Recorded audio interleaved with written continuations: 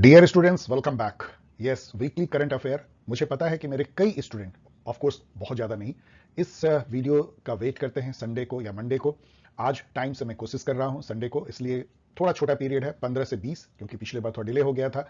आपको पता है कि ये क्या प्रयास है, वीक भर में जो घटनाएं होती हैं, मैं 2-3 पेपर बहुत गौर से आपके लिए पढ़ता हूं, ऑनलाइन पढ़ता हूं, और उसमें से खींच करके, कल आउट करके वो चीजें, इंफॉर्मेशन निकालता हूं जो डिफरेंट एग्जाम में आ सकती है। चाहे सिविल सर्विसेज हो, चाहे स्टेट पब्लिक सर्विस कमीशन हो, कोई भी एग्जाम हो, उसमें जहां भी मुझे लगता है कि ये एग्जामिनेशन वर्दी न्यूज है, उसको मैं पिक करता हूं और अपनी व्यूज के साथ कुछ आपको पॉलिटिकल साइंस भी समझाने की कोशिश करता हूं, इंटरनेशनल रिलेशन भी। उस तरीके से हम लोग डिस्कस करते हैं। धीरे धीरे मुझे लगता है कि आप इसकी वैल्यू को समझेंगे। यदि आप पहली बार इसको देख रहे हैं तो आप एक दो बार देखिए, पिछली सीरीज को देखिए, फिर आपको समझ में आएगा कि ये कितना वैल्यूबल हो सकता है आपके एग्जाम के लिए। तो चलिए हम लोग बिगिन करते हैं weekly current affair for all competitive exam 15 to 20 November 2022।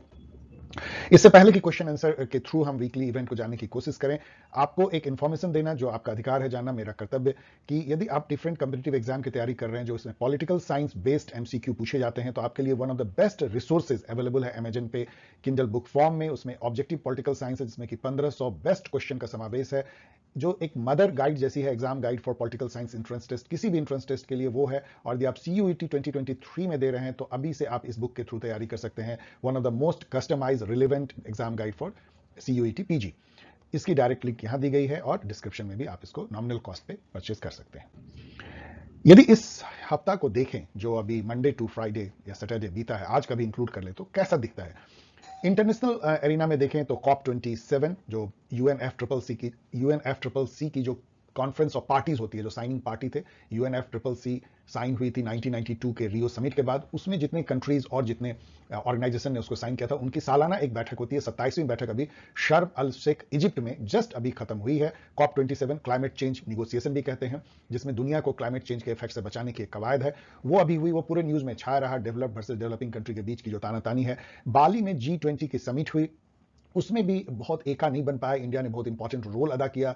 Putin ने एक तरह से बायकाट किया, रसिया के फॉरेन मिनिस्टर थे, और बहुत अनईजी टाइप का वहां पे रहा, क्योंकि बाइडन और जी जिनपिंग का जो आमना सामना था वो बड़ा अनकंफर्टेबल था। मोदी जी और जी जिनपिंग का भी आमना सामना बहुत अनकंफर्टेबल था।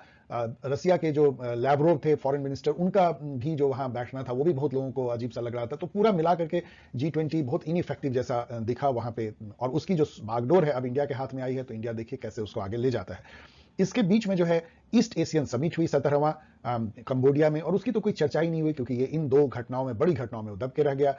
नेपाल और मलेशिया में जनरल इलेक्शन हो रहे हैं। नेपाल में आज जब हम लोग बातचीत कर रहे हैं वहां वोटिंग चल रही है। मलेशिया में कल 19 नवंबर को हुई है। ये दोनों इलेक्शन पे भी हमने थोड़ी बहुत चर्चा हम लोग करेंगे। फीफा वर्ल्ड कप फुटबॉल, जो कि ओलंपिक से भी ज्यादा पॉपुलर इवेंट मानी जाती है, वर्ल्ड कप फुटबॉल, वो कतर अपनी ही एशिया में वो शुरू हो चुकी है। आज जो है उसका पहला मैच होगा। और यूएस की जो मिड टर्म इलेक्शन होते हैं, जो राष्ट्रपति के इलेक्शन के 2 साल बाद, उसकी भी गूंज अभी भी सुनाई पड़ती है। इन सब से हमने कुछ कुछ क्वेश्चन जुटाए हैं। इंडिया में देखें तो बहुत कोई खास एग्जाम वर्दी न्यूज नहीं दिखते हैं। गुजरात की इलेक्शन जो की धूम अब बढ़ती जा रही है, कोई खास क्वेश्चन निकलता नहीं है। लेकिन एक बहुत अच्छी बात ये हुई, मिशन प्रारंभ। अब क्या है ये आगे हम लोग डिस्कस करेंगे। स्पेस से रिलेटेड वो मैंने न्यूज में लिया है, एक गुड न्यूज। देन मोरबी में एक डिस्टर्बिंग न्यूज आई गवर्नेंस की। सभी हम लोग जानते थे, लेकिन जब खुल के सामने आती है तो बहुत दुख होता है। हम लोग गवर्नेंस पढ़ते हैं, लेकिन कैसी गवर्नेंस की इशू दिखती है मोरबी में, कि वहां पे हाई कोर्ट में ये दाखिल किया गया कि 1.25 पेज का एक महज एग्रीमेंट था, और उसमें कुछ भी बातें नहीं लिखी थी, कोई स्पष्ट नहीं थी कि वो कंपनी जिसको कॉन्ट्रैक्ट दिया गया था उस पुल के मुरम्मत का, उसकी क्या जिम्मेदारी है। और यहां तक कि बिना किसी इंस्पेक्शन के उस पुल को खोल दिया गया। म्युनिसिपैलिटी कहती है हमें कुछ पता ही नहीं है, और वो पुल गिर पड़ा। तो ये सारी ये दिखाती है कि अभी भी हमें बहुत आगे जाना है गवर्नेंस में। जो उसके डिफरेंट जो डिसीजन मेकर्स हैं, डिफरेंट इंप्लीमेंटर्स हैं, उनमें और यूनिटी और को हार्मनी या आपस में तालमेल की जो है बहुत कमी है। वो झलकता है मोरबी जैसे एक्सीडेंट जब होते हैं। नए सीजीआई की जो धमक है वो कई जगह दिखी। न्यू सीजीआई चंद्रचूड़ जी ने जो एक बात पे फोकस किया, बहुत इंपॉर्टेंट। उन्होंने कहा कि हम पर्सनल लिबर्टी को बहुत अहमियत देंगे, और बेल जो है वो एक हक है, वो मिलना चाहिए। जेल जो है वो एबनॉर्मल है, बेल नॉर्मल है। ये एक बहुत अच्छी बात है। इंडिया में बहुत कुछ जुडिशरी में मेरे अनुसार से बहुत बहुत चीज़ों की आगे बढ़ने की जरूरत है, उसमें से बेल इशू भी है। इसके अलावा जुडिशरी में कुछ एक्टिविज्म भी दिखी। एक अभी 2-3 केसेस को लेकर डिमोनेटाइजेशन पे सरकार से जवाब तलब की गई। मोरबी में आपको मैंने बताया, वहां पे भी पूछा गया। चीफ इलेक्शन इलेक्शन कमिश्नर जो है CEC, उसकी अपॉइंटमेंट कैसे होती है, इस पर सरकार से कोर्ट ने पूछा। और एक उसमें जो बहुत अहम बात जो जस्टिस जोसेफ है, मैंने न्यूज में पढ़ा, वो जो उन्होंने कहा, यदि आप पॉलिटिकल साइंस या किसी भी सोशल साइंस के स्टूडेंट हैं तो जरा गौर से समझिए उन्होंने क्या कहा, मैं कन्वे करना चाहता हूं। उन्होंने अपने ऑब्जर्वेशन में, कोर्ट क्या होती है ना, जजमेंट तो अलग होता है, लेकिन जज जिस समय बहस चलती है उस समय कोर्ट भी कुछ बोलता है, वो उसको बहुत अहमियत दी जाती है, वैसे वो ऑर्डर में नहीं भी आ सकता है। उन्होंने ये ऑब्जर्वेशन दिया कि उन्होंने इस संदर्भ में कहा कि कॉलेजियम सिस्टम जो है, जिससे जजेस अपॉइंट जजेस, उस पर भी लोग उंगली उठाते हैं। तो उनका कहना था कि देखिए हम लोग बहुत मेहनत करते हैं अपने हिसाब से कि अच्छे जज चुने जाएं कॉलेजियम सिस्टम से, लेकिन लोग तो उठाते हैं ना उंगली, लोग कहते हैं ना हम लोग को कि जजेस अपने खुद जजेस को सेलेक्ट कर लेते हैं। तो उसी तरीके से सरकार भी जब चीफ इलेक्शन कमिश्नर, CAG, इन सब जो कॉन्स्टिट्यूशनल पोस्ट पे जब लोगों को बिठाती है तो उनको ट्रांसपेरेंट, फेयर दिखना चाहिए। इसके अलावा उन्होंने कहा कि कॉन्स्टिट्यूशन में लिखा हुआ है कि चीफ इलेक्शन कमिश्नर, उनका जो अपॉइंटमेंट है वो प्रेसिडेंट करेगा, इस प्रकार से जैसे कि कानून बनाया गया पार्लियामेंट से। तो उन्होंने कहा अभी तक तो कोई कानून नहीं बनाया गया है, तो बनना चाहिए, रूल रेगुलेशन बननी चाहिए।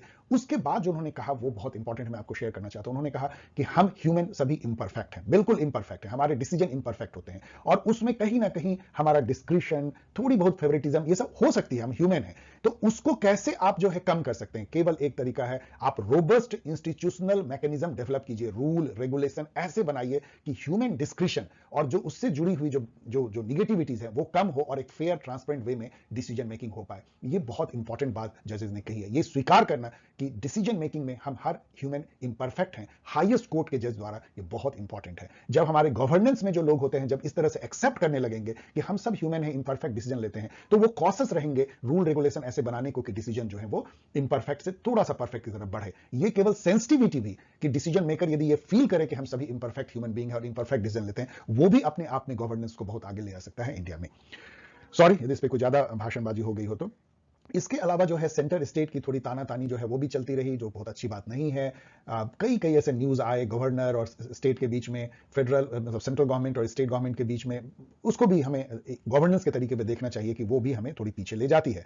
यहाँ पे एक क्यूरियस जो है सावरकर पे डिबेट हो गई। राहुल गांधी जो कांग्रेस के लीडर हैं, वो एक भारत जोड़ो यात्रा पे हैं, उन्होंने कुछ माफीनामे को लेकर फिर से ये इशू उठाया, उस पर काफी विवाद हुई। मैं इसको क्यों उठा रहा हूं, क्योंकि देखिए सावरकर पे मैंने आप लोगों को पढ़ाया, वो वेरी पॉपुलर वीडियो है, 50,000 से अधिक व्यू उसके हैं, और मैंने इस पर रिसर्च भी किया है, एक सप्ताह से ज्यादा की।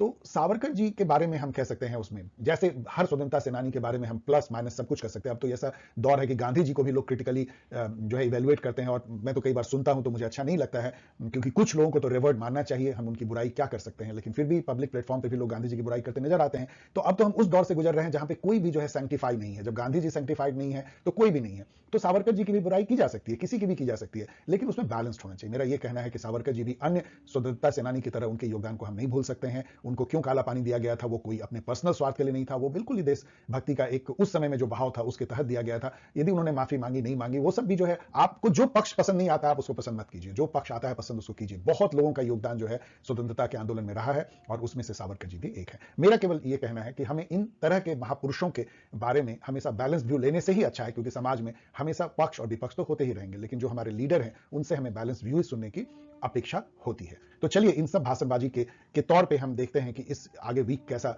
दिखा। मैंने आपको एक आईना दिखाया कुछ अपने व्यूज के साथ भी, और हम अब क्वेश्चन आंसर का दौर करते हैं शुरू।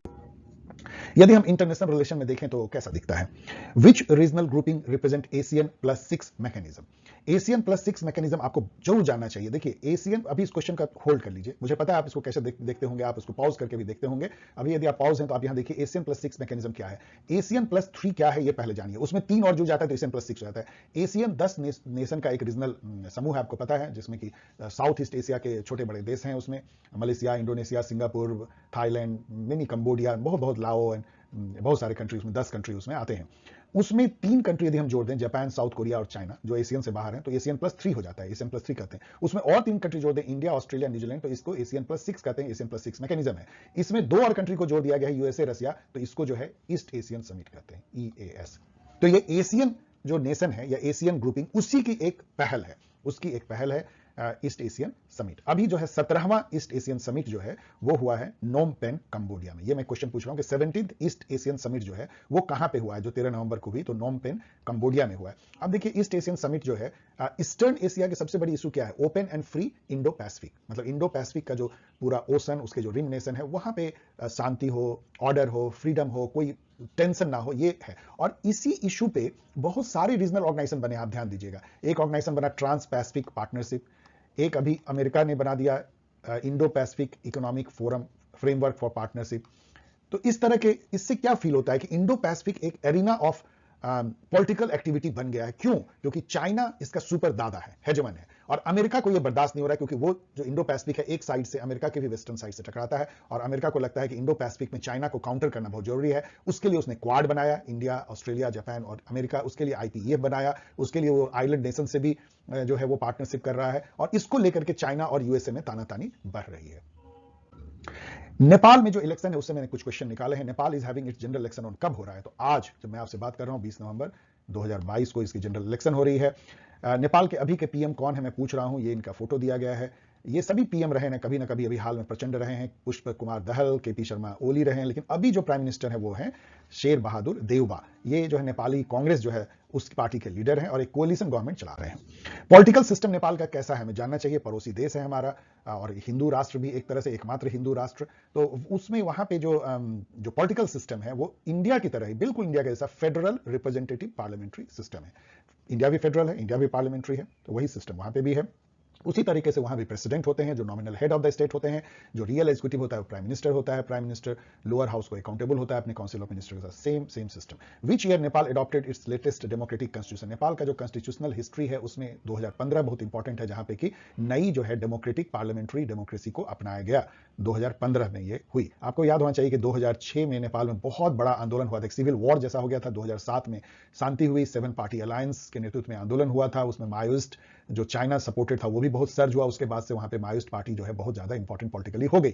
जो वहां के सेंट्रिस्ट पार्टी है नेपाली कांग्रेस, उसको अब चैलेंज मिलता है कम्युनिस्ट पार्टी से जो चाइना सपोर्टेड है। इंडिया हमेशा से नेपाली कांग्रेस को सपोर्ट करती रही है, वो माओइस्ट पार्टी को लेकर के थोड़ी शंकित रहती है, क्योंकि इंडिया को लगता है कि चाइना का दखल यदि नेपाल में होगा तो उसके सिक्योरिटी के लिए खतरा है। The current ruling party Nepal में क्या है, इसी से मैं ये क्वेश्चन पूछ रहा हूं। तो करंट जो रूलिंग पार्टी है वो एक coalition led by Nepali Congress है, जिसमें कि ये पार्टी भी शामिल है, और जो उसको अपोज करता है वो ये है Nepali communist party of Nepal, UML जो है, ये भी एक अलायंस है बहुत सारे लेफ्ट पार्टी का, उसमें कुछ और पार्टीज भी हैं। ये दोनों समझिए दिस वर्सेस दिस की लड़ाई वहां पे होती है। In the socio-political culture of Nepal, people of Indian origin living mostly in Terai, foothill adjoining India, is called, जो लगभग एक मैदानी इलाका जहां से पहाड़ उठना शुरू होता है, जो इंडिया से सटा हुआ है, वहां पे इंडियन ओरिजिन के बहुत लोग नेपाल में रहते हैं, और उन लोगों को क्या कहते हैं, क्या इंदेसी कहते हैं, स्वदेशी, विदेशी या मधेसी, उनको मधेसी कहते हैं। और ये मधेसी पॉलिटिक्स भी वहां बहुत जोर पकड़ रहा है, क्योंकि एक बहुत सीजेबल नंबर ऑफ इंडियन ओरिजिन के पीपल वहां पे हैं, और यहां दो पॉलिटिकल पार्टी है, एक इस अलायंस को सपोर्ट करता है, एक इस अलायंस को। What is the name of the lower house of the bicameral parliament in Malaysia? देखिए मलेशिया में 19 नवंबर कल जो है इलेक्शन हुई है, वहां के लोअर हाउस के लिए चुनाव हो रहा है, जो जैसे इंडिया में से होता है PTP के थ्रू होता है, करीब 222 सीट है उसमें।